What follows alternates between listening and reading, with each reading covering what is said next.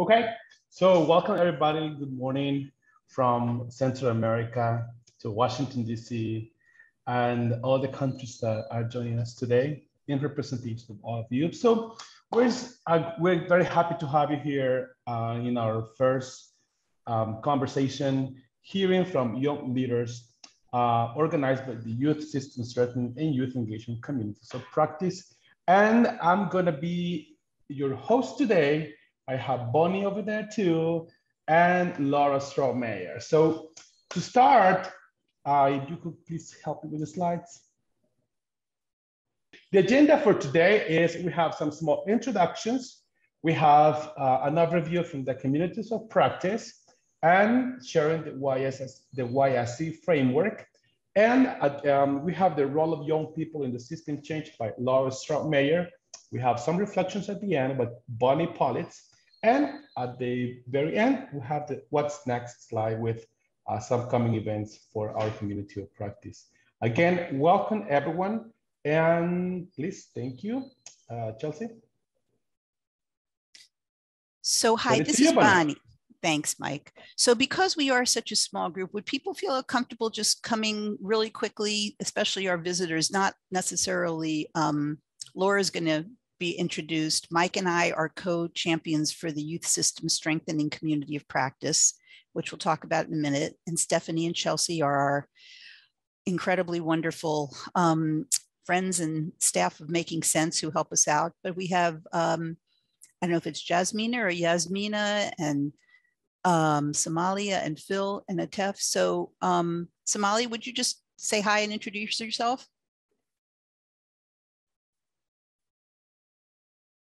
Hello, guys. Okay, yes, hello. Hello, hello. My name is Yasmina Čekrić. I'm here on behalf of a pro organization from Bosnia and Herzegovina. This is the first webinar I'm attending to that YouthPower organized, and I'm so happy to hear you guys. And we are working actually in the sector of governance and advocating for better laws in our countries. And we actually soon had a huge success when tobacco control law was adopted in our country. So here we are working with young people and young leaders to try to emphasize the need of EU integrations and etc. So I think that can be enough for now. Okay. So is it Yasmina or Yasmina, but Yasmina. I love both ways. So okay. No worries. Could you just say again one more time which country you're from? Bosnia and Herzegovina. Got it. Okay. Thank you. Thank you. Welcome. Welcome. Thank you, guys. So one of the other, Phil, Atef, Somalia, would you like to just come on and say hi? You don't have to. It's okay. Okay. If not, we're just going to move on. Oh, Phil?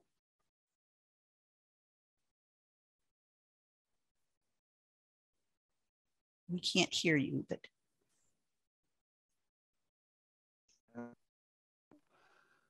Hello, Phil.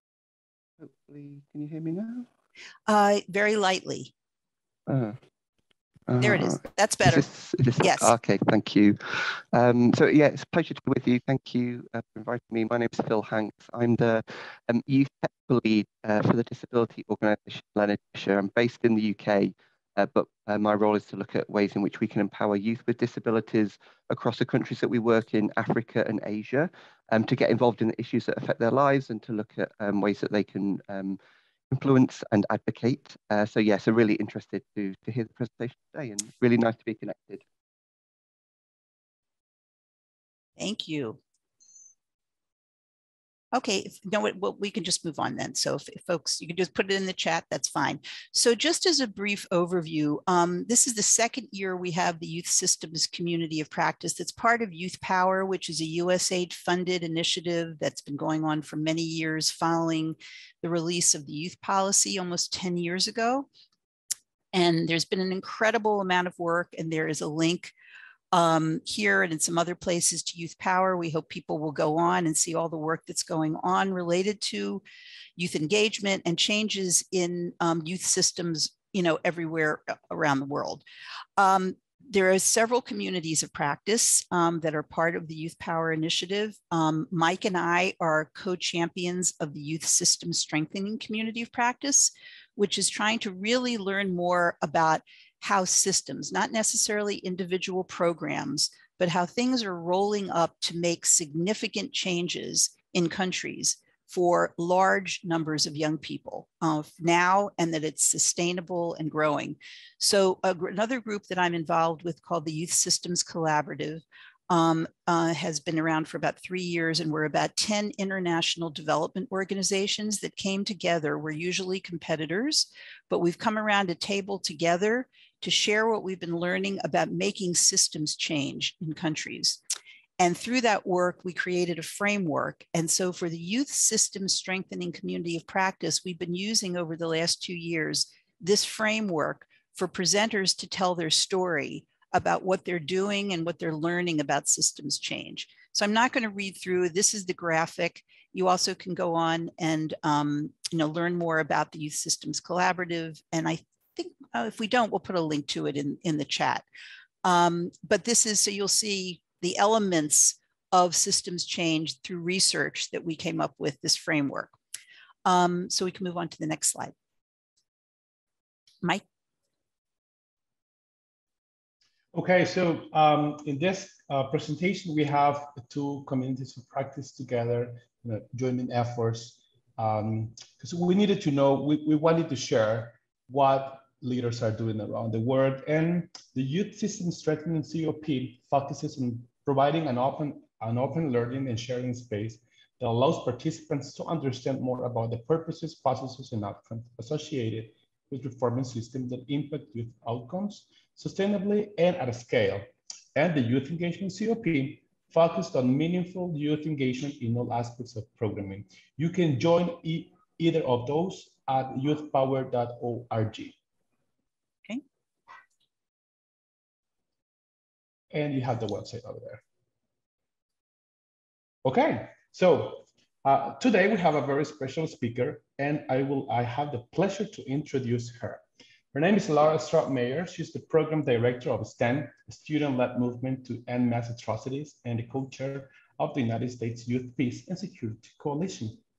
She coordinates the advocacy efforts of STEM activists, builds strategic partners, organizes students' events and trainings, and advises and mentors STEM students leaders on campaign strategy, congressional targeting, and coalition building. She was previously the Policy and Advocacy Manager at a Herbert Scoville Jr. Peaceful Fellow at the Alliance of Peace Building. Prior to AFP, Lara supported a range of peace building, development, academic, and religious organizations, including the local Rwanda Peace Building Organization, Never Again Rwanda. She holds an accelerated Master's of Public Affairs with concentrations in nonprofit management and international development from the School of Public and Environmental Affairs, SPEA, at Indiana University. Lara, this audience is all yours, so we're very happy to have you here, and we would like to hear what you are doing in your organization. Great, thanks so much, Mike. If we can go, just the next slide is great. So as Mike mentioned, I'm sort of coming to you from 2 different positions. So my full-time job is that I am the program director, the staff member of STAND, but then as part of that, I am also the co-chair of this coalition. So I'll sort of be speaking from both of those and how sort of in an alliance and as a movement, we are trying to create system change for youth in the United States and for our foreign policy. So first, just to introduce what those are. So the United States Youth, Peace, and Security Coalition, or YPS Coalition, is a group of over 70 youth-led or youth-serving organizations, primarily based in the United States, but a few international as well. It is co-led by me at Stand, as well as Search for Common Ground, you may know as the largest peacebuilding organization. And so our goal really is to mobilize young Americans and American-based organizations for the global YPS agenda. So you may be familiar with UN Security Council resolutions 2250, 2419, and 2535 or 2250 at the start, which really established that global agenda. And this is really our answer to how do we make sure that the United States is showing up for what has been adopted and promoting policies to amplify youth in all peace and security settings.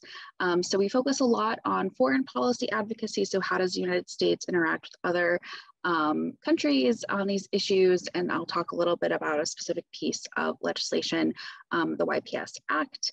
And so that's sort of the big coalition group that I represent, but then also me at Stand. We are the student and youth-led movement to end mass atrocities. So we are a US-based organization that was founded in 2004, right around the Darfur genocide, to organize and mobilize US-based students and youth to advocate for the end of genocide and prevention of other genocides.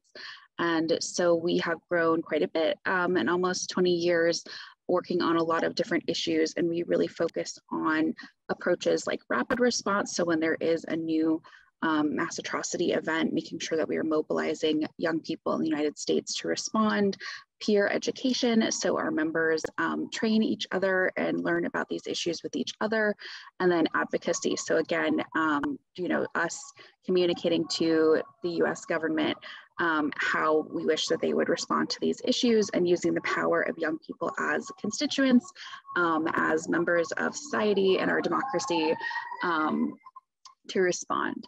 And so we are led by YouthPower. So technically I am still a youth, but I'm the only full-time staff member, but then otherwise I only work with very young people. And so we are led by a managing committee every year. And so they lead us in all the ways that a normal nonprofit would be, through outreach and policy and education and communications. But then also they lead youth in action committees who focus on regions where there are mass atrocity events. So right now we focus on Burma, Myanmar, East Turkestan, where the Uyghurs live, in China, the United States as well, and Yemen. And then we also organize through having local field organizers in each state, as many states as we can, through advocacy leads, as well as local chapters at high schools and colleges. So we try to make as many opportunities as possible for young people to get involved. Great. And then, like I mentioned, sort of where these two groups come together is that the coalition has been primarily organizing for a piece of legislation related to YPS in United States foreign policy. So I wanted to explain that a little bit, sort of our biggest systems level change that we're trying to address.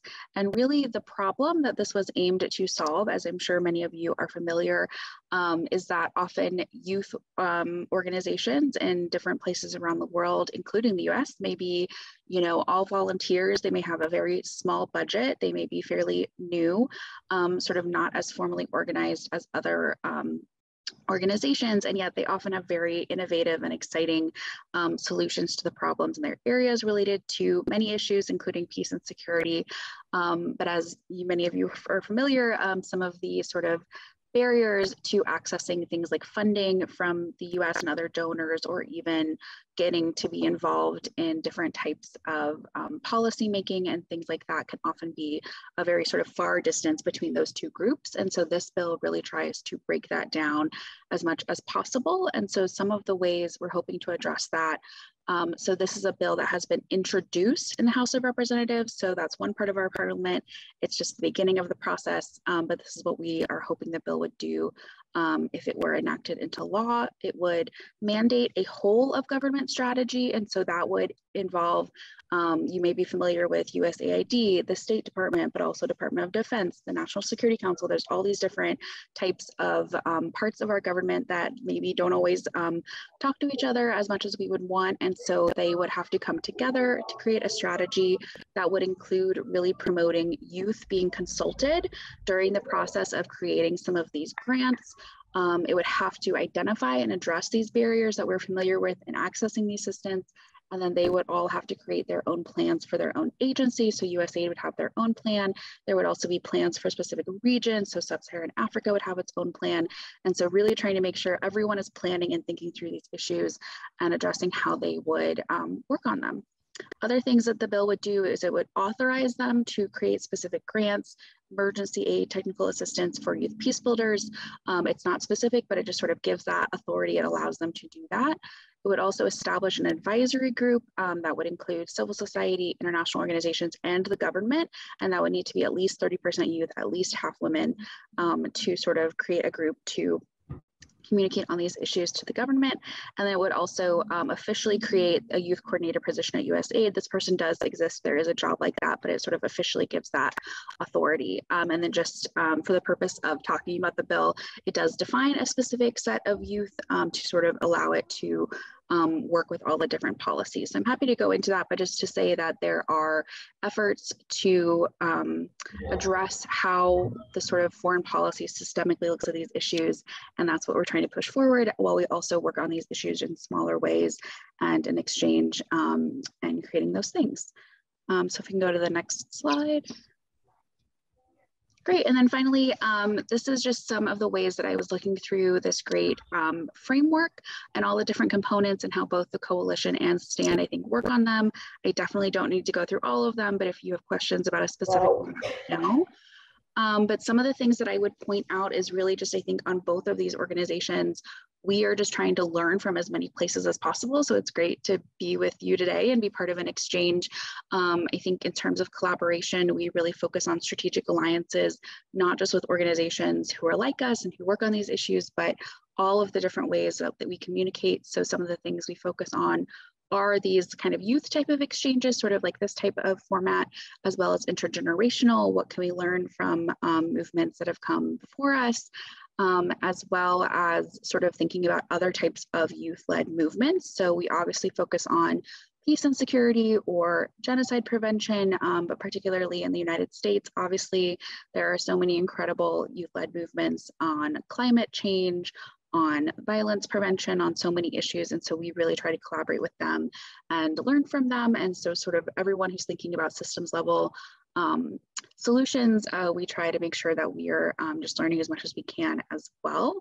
And then some other things that I would point out really just in terms of data and evaluation, you know, for us, it's really important not just to measure sort of how big we are, how broad we are. I think people try to, you know, always think that bigger is better in terms of things like your social media, your email list, and that's wonderful. But for us, for really making change, really having an impact, it's really important to measure how deep we are going. And so in the limited time that people are youth, that people are involved, you know, did they sort of go from one level of membership and become a leader?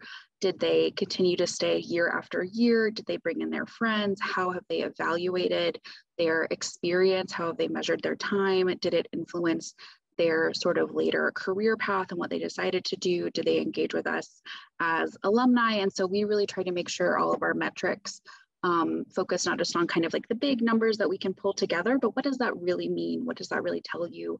How have they been engaged over time? For a lot of our members, they meet with their representatives twice a year.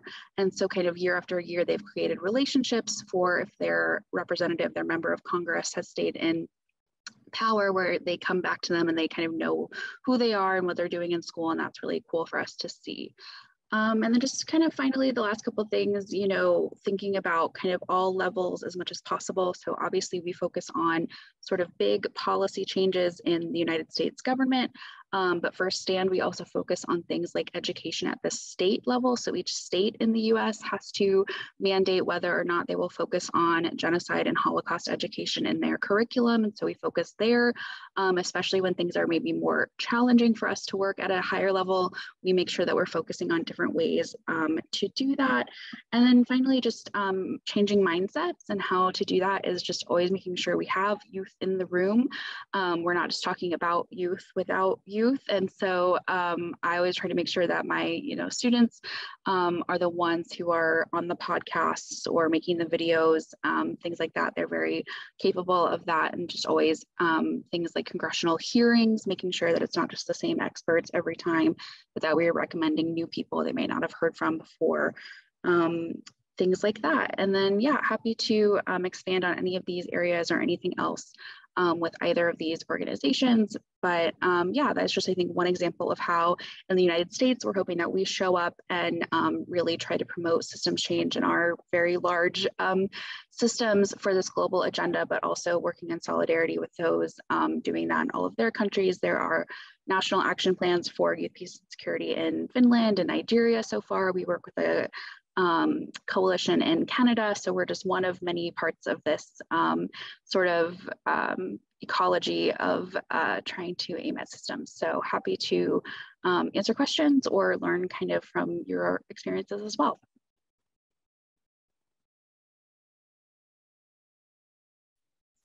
Thank you, Laura. Go ahead, Mike. Thank you, Stephanie, and Chelsea and Bonnie. So today we have also a very special guest, our champion from the YSS, Bonnie Politz, and I'm happy to introduce her. Bonnie, it's over to you. Thank you. I want to tell everyone we did have another speaker, Jonah from Nigeria, who had participated with us last month in our Youth System Strengthening Community of Practice. And we're actually here doing this combined event with the Youth Engagement Community of Practice because of something that Jonah raised, which was about the role of young leaders in systems change, the active role, not only as beneficiaries of it, but the active roles in all of those aspects listed on the framework that are outlined on the framework. And he was going to be presenting some work going on in Nigeria. And very sadly, he was in a car accident and he's in the hospital. And so he's obviously not participating and hopefully healing and taking care of himself. So he will get to see the recording of this and we will have him with us another time. So I wanted to just share very quickly a couple of other things. And these are US based. And we hope when we're done with this, we're going to jump in. Mike's going to present something in El Salvador and then open this up for discussion. But there are two organizations that are really focusing with and for young people on systems change. And one is called Think of Us. It is made up of young people who have been in the foster care system. And that would be young people who have been in their family homes, but there has been an issue where they have been abused. They have been either physically abused, emotionally abused, or their parents and their families, their guardians just are not taking care of them the way that they should be. And so the government removes them from the home and puts them in with other families to live with, and hopefully they will get reunified at some point. But some people stay in foster care a long part of their lives. And so there's now this group of young people who have been in the foster care system. Can you please go on mute? Thank you. And they created this organization called Think of Us. And the focus is on actually making systems change in what we called our child welfare system. And over time, they have moved from advocacy into this, defining themselves as a research and development lab. And it's focused on what they call uplifting the lived experience in thinking about how to design, imagine, and rebuild our child welfare system. So there's some data about that. Below that, there's a link to Think of Us. But the whole group is comprised of young people primarily in their late teens, 20s, 30s, and now they're going to be growing up, they're getting older into their 40s, who have been in the foster care system. Is there another slide of this, or is this just this one we did? Yeah, so who they meet with congressional, they go to hearings on Capitol Hill, they work with the federal agencies to identify policies that are not really right for what they see as truly reforming the child welfare system. They review budgets at both the local, the state, and the national level, and do testimonies in front of city councils and state legislatures and our national Congress. They're very targeted. And so there's a lot to learn about them. So that we can go into the next one. And the other group is called Youth Move National. Again, the link is at the bottom. And this is actually has chapters across the country. And it started off really focusing on young people who have been in the mental health system. They had been experiencing lots of issues, whether they were with their families, whether they're in foster care, whether they're homeless and living on the street, but significant mental health problems. And now they have they've worked on true systems change, again, at the national, state, and local level. But their focus is on uplifting, again, the lived experience of youth leadership in advocacy that leads to change in the systems. So their whole focus is on looking at leaders in agencies, in public agencies, young people who are coming into the workforce, who have experienced mental health issues, who now can be involved in designing programs and working with older adult allies in understanding more about what it's going to take to change the systems. And they actually work at the community and the systems level. So they, on their website, have an incredible number of resources and work that they're doing. And some of it has recently moved on to being in contact with USAID about work going on around reforming mental health services in countries around the world, with young people being at the core of that reform. So I think the next one, Mike, is you. Yes. Okay, so here in El Salvador, we have this amazing project called Casa Torogoz. Casa Torogoz is a girl-based project funded by USAID, IREX, and Youth Excel that is helping 50 girls to overcome social emotional issues caused by COVID-19 lockdowns. We at the beginning thought that there was a special need for girls to overcome some issues that they might have suffered during the COVID-19 lockdowns. Not only social emotional, but any kind of violence.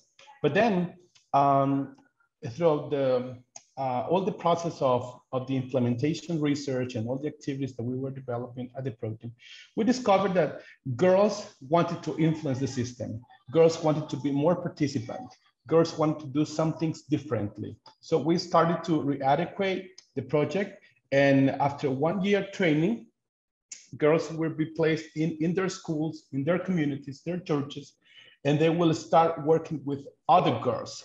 We have 50 girls right now being trained in a specific place in Santa Ana, in the west part of El Salvador.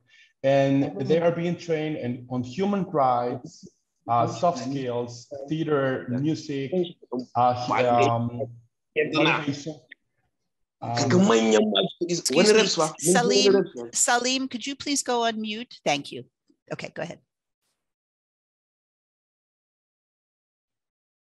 Sorry. These girls are transforming their realities in order to go and transform others' realities. After 1 year training, these girls are going to be placed, as I said, in their schools, churches, and communities so they can provide training to other girls. How would this affect or create an effect on the systems? 50 girls will be providing building capacities to others, and they will start developing their own businesses. This will also serve as a strategy to stop irregular migration from El Salvador. In the last 5 years, we discovered that most girls from the ages of 14 to 19 years old, they irregularly migrate to the United States and other countries. So we needed to do something different.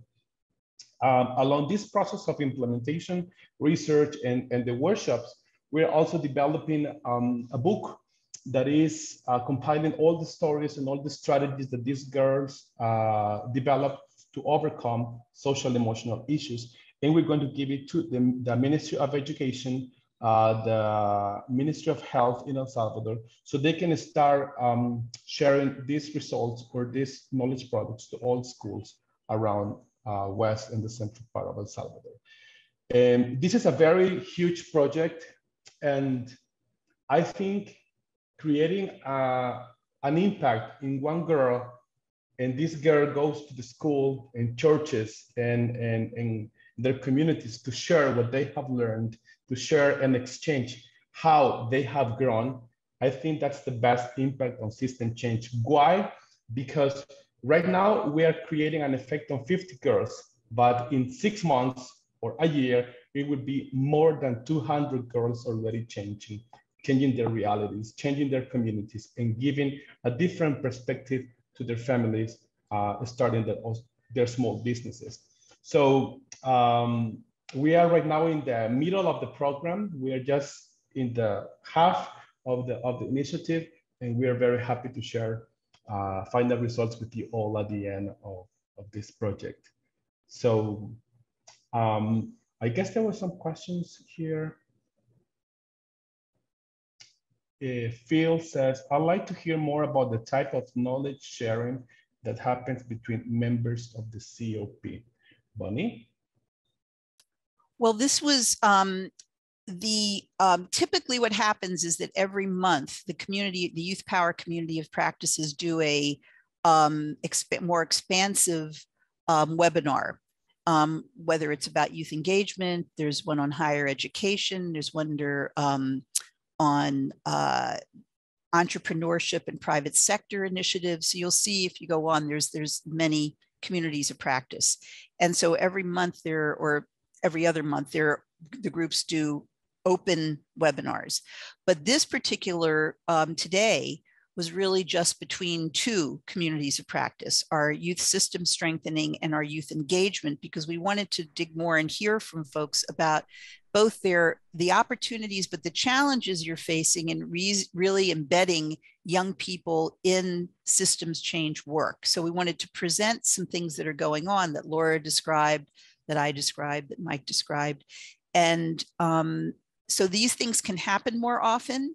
The issue is to get involved and sign up for the community of practice and do what you're doing and ask questions.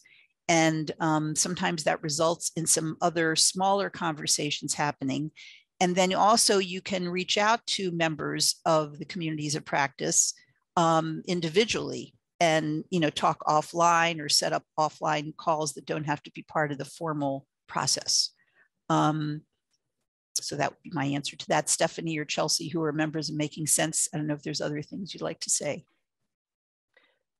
Bonnie, you gave a great summary of what's happening through the communities of practice. And one of the great things about youthpower.org is that we also have recorded many of the past communities of practice discussions. So if anyone would like, you can see past recordings if you scroll down at the link that I just added in the chat. And this is in addition to all of the resources and other things that are available on the site.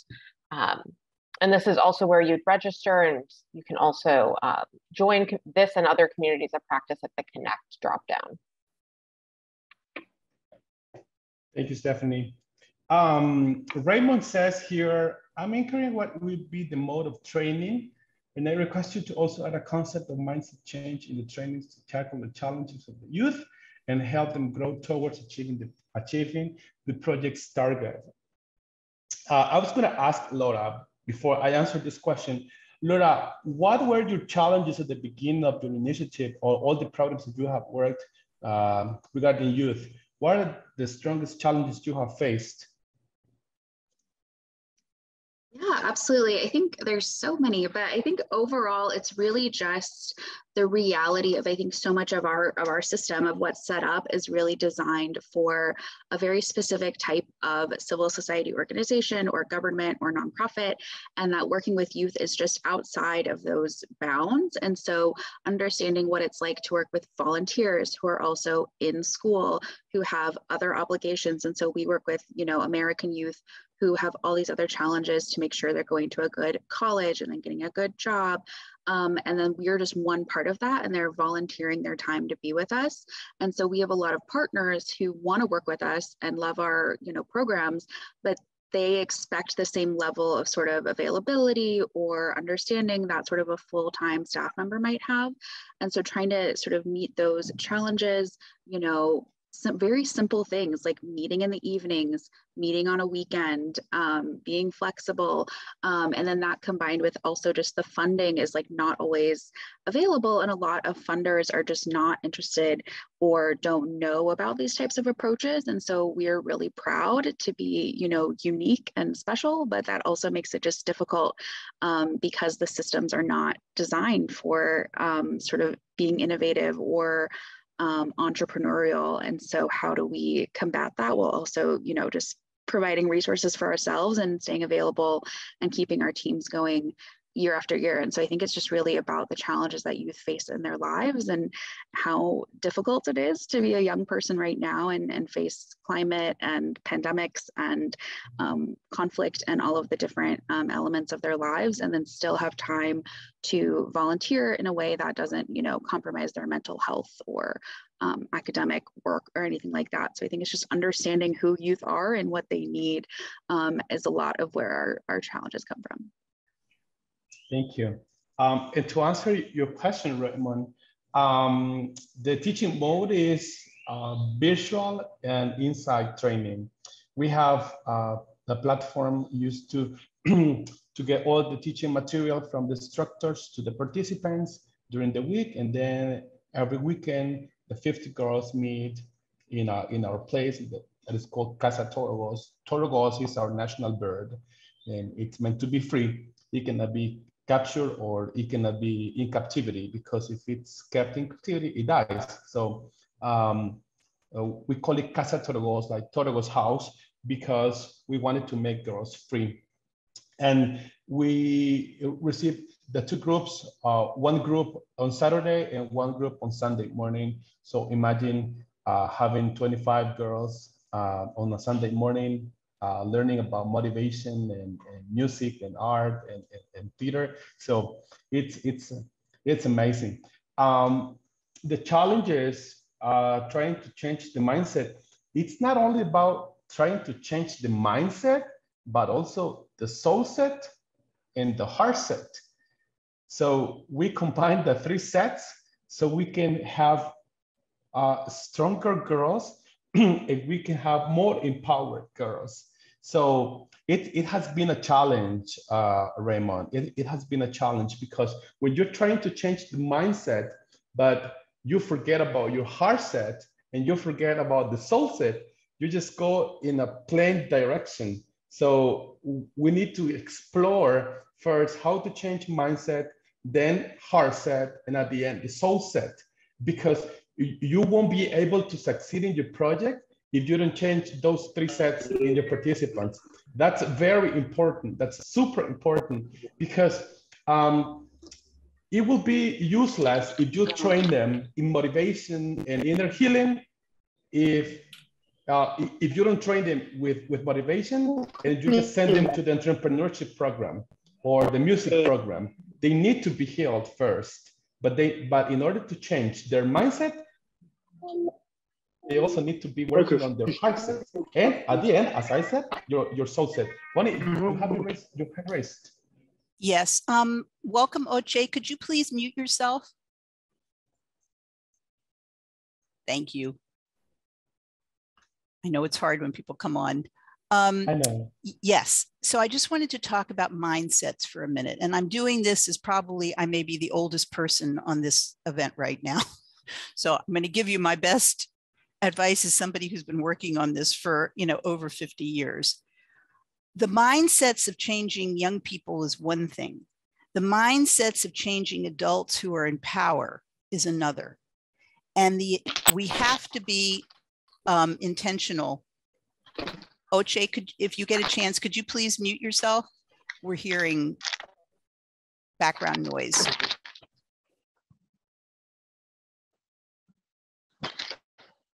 I'm not sure. Okay. Is there anything that we can do? Can we do anything? It is not letting me mute for some reason. Oche, if you could please mute yourself. We're getting some feedback. Thank you. So I have found in my experience that we have got to spend very intentional time on mindsets of people who are in power.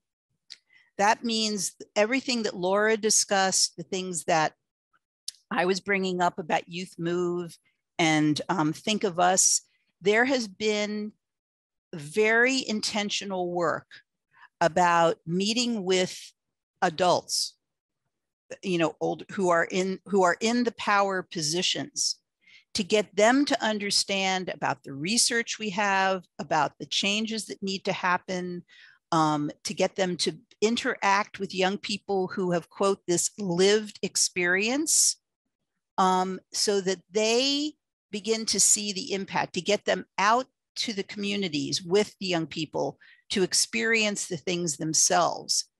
Talking about it, sending a report, just sharing data with lots of numbers. There has to be a constituency that pushes them, because that's what gets them elected and put into their powerful positions.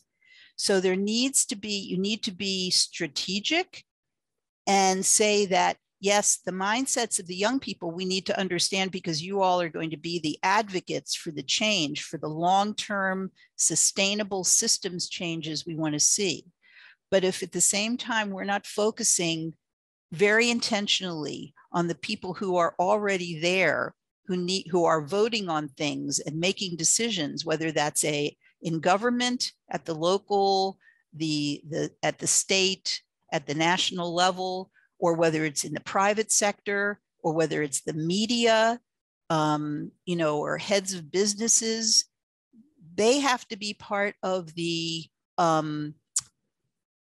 they have to be part of who you're targeting to understand what it is we need to change in ways that they can see it from their perspective. A business person, to bring along a business person who has started to understand it and made changes in their business, that's not just changing one piece of it, but it's changing the whole business about how they're dealing with young people. They can talk better to another business person with you than you can alone. So that's part of the mindset change also. Just wanted to put that in. It isn't just about young people changing their mindset, but adults.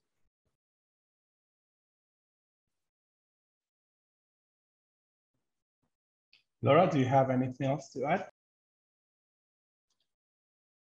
Yeah, I totally agree with that point. And that's so much of what we focus on, is building those relationships, and also thinking creatively about those in power who maybe are young themselves. There aren't that many, but then also what their connections are. And so we focus on like members of Congress who represent areas where there are universities, is actually how we got one of our co-leads on the legislation. It represents an area where there's a college, so the people he represents are young.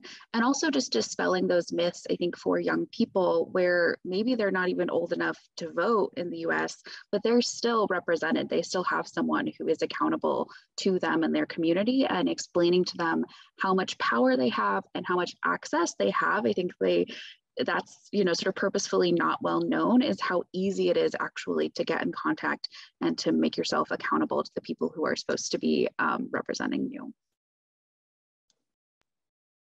Thank you. Phil says, great point. Intergeneration dialogue has been helpful to our youth networks to hear from and be inspired by older disability advocates to motivate them to create change. Absolutely true. Mm-hmm. In our project in Casa Turogos, we had that challenge. We only could include one girl with disabilities.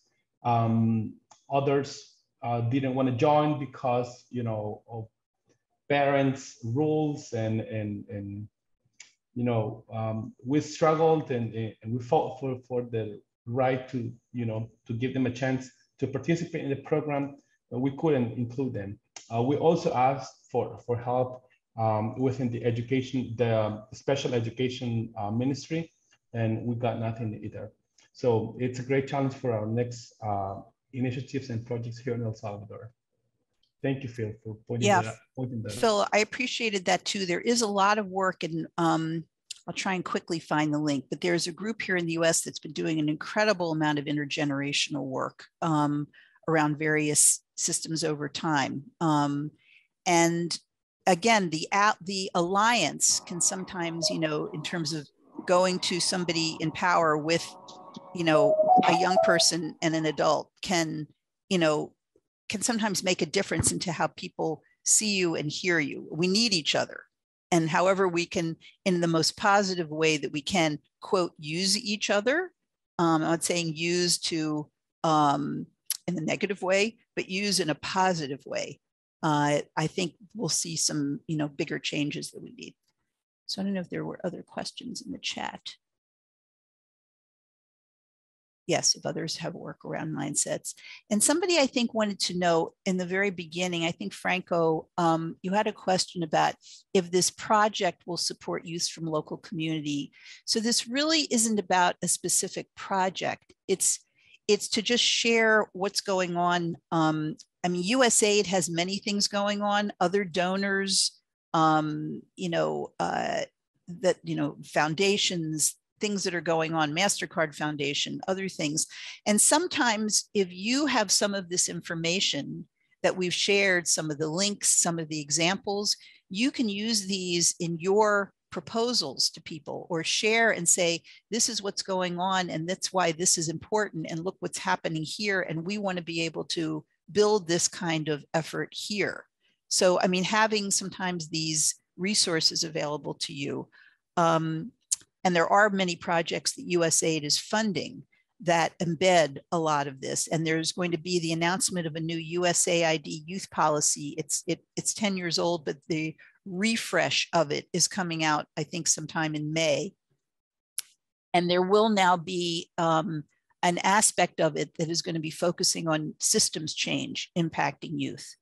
So I think you can look to that as, you know, more opportunities to bring some of this work to your countries. Are there other questions? People are more than welcome to come off of mute if you'd like to ask a question directly. Franco, you can also join the youthpower.org website. There are some tags that you can go to resources and look for USAID youth projects. You might find some very interesting funding projects over there if you are interested.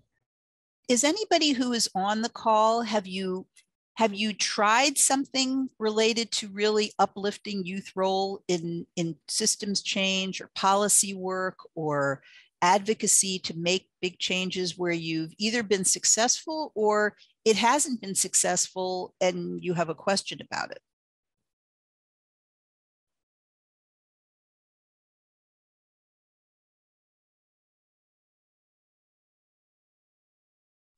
May I? Sorry. Yes, please. Go ahead. Okay, okay, just to turn on camera. It's not fierce when I'm talking. Okay, so here in Bosnia, we established a youth advisory board, and we are building capacities to young people, so we can in some way create new generation of advocacy leaders, young leaders, and we had like a few initiatives that were really successful. So I think we all have to focus on exchanging experiences from each other and to learn how to learn together, everyone from each other, how systematically we can change policies. We can very often hear how there is like too many educations, how to involve young people. I think we have to just push them into fire and like give them great exercise to do something big, and we can be like very surprised what youth can do. So I suggest maybe we can in some way connect and create like some kind of online webinar together with young people and discuss ideas, maybe a thematic event where we can exchange ideas and work together. I think that's wonderful. And I think you may want to, as you learn more about YouthPower, you may actually want to join the youth engagement community of practice to, uplift, but we hope we could maybe do more together. We are going to, in the next call for the youth system strengthening community of practice, that'll be, I think, the end of May. We are going to be doing it with Search for Common Ground to focus on the role of young people in peace building. I know Lara brought that up and she's connected to that work, but we're going to try and plan to have 1 or 2 young people who are actually in the work on the call with us. Great. I actually, last year, I think I joined YouthPower, but like I'm now a member, but I'm not actually, I'm not familiar what I can actually do like a member. What is the role? I just have a profile, and I will really appreciate, guys, if you can like send some kind of a link in the chat or something like that. What is the not role, but the way to engage. Yes, it will be great. Stephanie or Chelsea, can you respond to that? Absolutely, and there's a number of ways to engage on YouthPower, and the one that's closest to what we're talking about today is that by registering and signing up for those communities of practice, you have access to discussion groups. So you can see things that have been discussed in the past. You can ask questions or respond to questions from other members. And I'm just going to add this into the chat. Okay, great, thank you. So you'll need to be logged into YouthPower. But if you are, you can just click to join the COPs right away. Okay, great. Thank you. It's very kind of you. Thank you for the question, Esmina. Thank you for the work you're doing in Bosnia. That's wonderful. Thank you so much. Thank you. I think connecting and networking are such a great tool to do extraordinary things. So thank you for being here.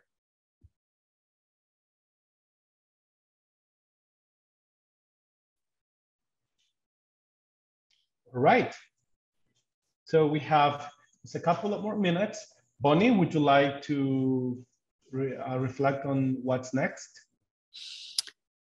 Yeah, well, yeah, so we told you about what's happening in May. If if you're going to join the Youth Systems Strengthening Community of Practice, there will be information coming out about that in the next week or so, next 10 days. And there's information, like Stephanie said, on, if you join, there's also links back to other webinars, there's recordings, there's resources available. Making change at the systems level is not easy. And when I was doing some work with USAID, and we were in Jamaica many years ago, and there was a prime minister, and it was the right moment to come in and start thinking about that with USAID and the government there.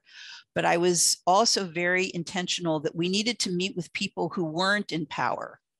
The people, because governments change. And so right now you have a president, or you have the head of the parliament, or you have your elected representatives. But 2 or 3 years from now, there may be an election, and those people aren't going to be there, and other people are going to be coming in. There's usually a party that's in the majority, and then not. So it's very important to be strategic when you're thinking about systems change, that you have to look 20 and 30 years down the road. And so the people that you're talking with now who may not be in power are people you have to bring in, and you have to keep working with and informing and have some intentional relationships with, so that when they come in, maybe they will bring this with them, and not, if something's good has been going on around systems change from one government, it shouldn't, that the new government that comes in says, oh, we're going to take all that away because I want to do what I want to do. But that happens a lot. So we want people who say, wait a minute, that actually was good that these big changes are happening. And now my job is to keep this going. So they have to be informed, and they have to be met with, and you have to think about that in terms of thinking about the framework that we presented, in terms of mindsets and thinking about data sharing and all of that. Who needs to have this? And it isn't just the people who are here right now. You have to look ahead and say, who's coming? And that may be younger leaders, but it also may be other people who are just coming up the pipeline. So that's just some thought about all of this. And we hope that the resources we've shared will be helpful, and you certainly can reach back out with questions. Phil, I think the work that you're doing around, the whole disability angle of this is core. So many young people, disabilities is very widely defined now. Obviously, physical disabilities, emotional disabilities, there's so many angles of this, and we need all of these young people with us who have, quote, that lived experience if we're really going to see the changes in the systems that we need. So I don't know if there's any further questions, or we're going to. Thank you, Bonnie, for this reflection. I think there are no more questions. Well, thank you very much for being here. Laura, thank you very much for your time and for sharing with us what you are doing in your organization. And each of you, thank you for staying, and thank you for asking and sharing with us to learn a lot from you. And well, I will see you in the next call. Stephanie and Chelsea, we appreciate your help and collaboration. Thank you very much. Thank you, everyone. And if, this was an impromptu meeting that Bonnie and Mike really led based on a conversation that came out of the last webinar. So if you have anything that you would really like to see discussed in this space, have really important evidence or what your organization has learned, please feel free to reach out. I'm going to add my email into the chat, but Bonnie and Mike, I invite you to do the same if you're comfortable with that, just because we want this to be a member responsive network. So to be able to do that, we really need your input. So really welcome that. Any feedback that you have about today's discussion or future topics.